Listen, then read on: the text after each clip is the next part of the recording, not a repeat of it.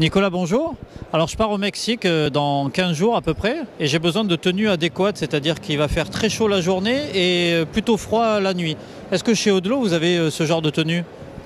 On a effectivement des tenues qui vont certainement t'aider là-bas, hein. Déjà, c'est bravo parce que le Mexique, c'est un super pays, donc je t'envie. Effectivement, on a un produit qui s'appelle Ceramicool qu'on lance sur le salon du running cet été.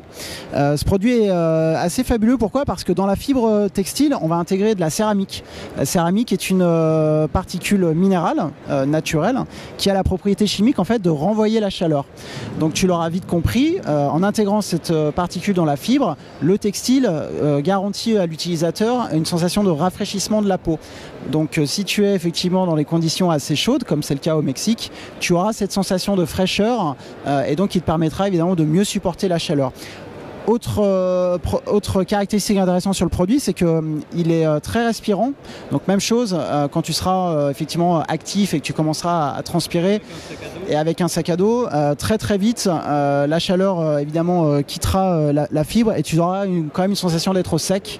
Ça aussi c'est un des points importants je pense pour toi, pour ton voyage là-bas au Mexique. On explique que le bénéfice est d'1 degré au niveau de la peau, au niveau du corps.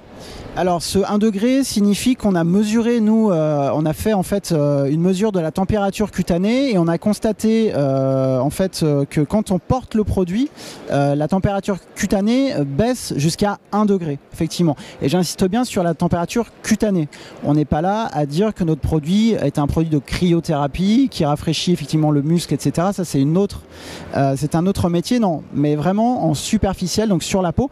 Par contre, ce degré est vraiment agréable en termes de sensation et peut faire vraiment la différence, je pense, quand on est effectivement un sportif avéré ou pas d'ailleurs.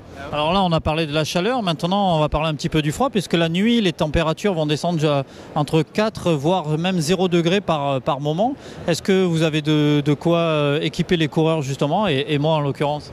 Ça fait partie de l'équipement effectivement qu'on propose aux runners, aux trailers, c'est d'avoir peut-être une veste en complément. Donc cette veste est déperlante, elle n'est pas complètement imperméable, hein. Là aussi attention à ce qu'on dit. Par contre, elle a cette capacité effectivement à t'apporter de la chaleur quand tu seras plutôt dans les températures un peu plus froides comme le soir ou plutôt la nuit. Elle a aussi un autre avantage, c'est qu'elle est très légère comme tu peux le constater. On peut également la packer dans une petite poche qui se trouve directement effectivement dans la... Ah oui. Voilà, dans le produit, et ensuite tu la mets effectivement soit sur ton poignet, tu l'accroches, ou éventuellement sur ton sac, et avec ça tu peux aller partout. Donc te voilà équipé effectivement pour affronter et la chaleur le jour et éventuellement un peu de fraîcheur le soir. Ce que je te propose, c'est de te rencontrer au retour et te dire si j'ai pas eu trop chaud ni trop froid, et puis comme ça on en reparlera. Merci beaucoup Nicolas. Merci à toi.